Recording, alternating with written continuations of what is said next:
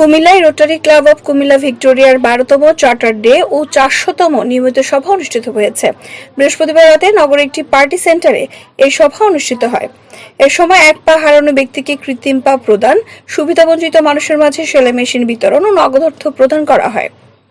Rotary club of Comilla ভিক্টোরিয়ার সভাপতি Rotarian Mohammad Rehan উদ্দিনের সভাপতিত্বে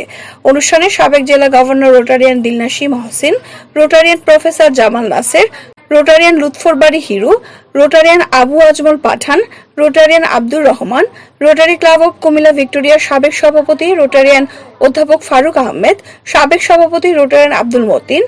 সাবেক সভাপতি Rotarian Shah Jabedul Haque Sagar, Rotarian Abdullahil Baki, Rotarian Sultanul Arifin Tarzan, Rotarian Kazi Zakir Hossain, Rotarian Mahfuzur Rahman Babul,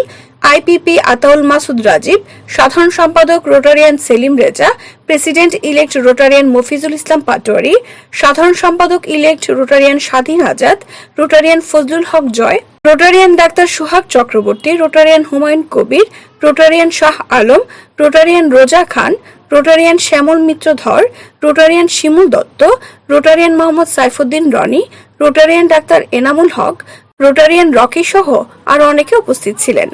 অনুষ্ঠানে বিভিন্ন ক্লাব থেকে আগত অতিথি ও রোটারিয়ানদেরকে পরিবেশ বান্ধব গাছ ও উপহার সামগ্রী প্রদান করা হয়।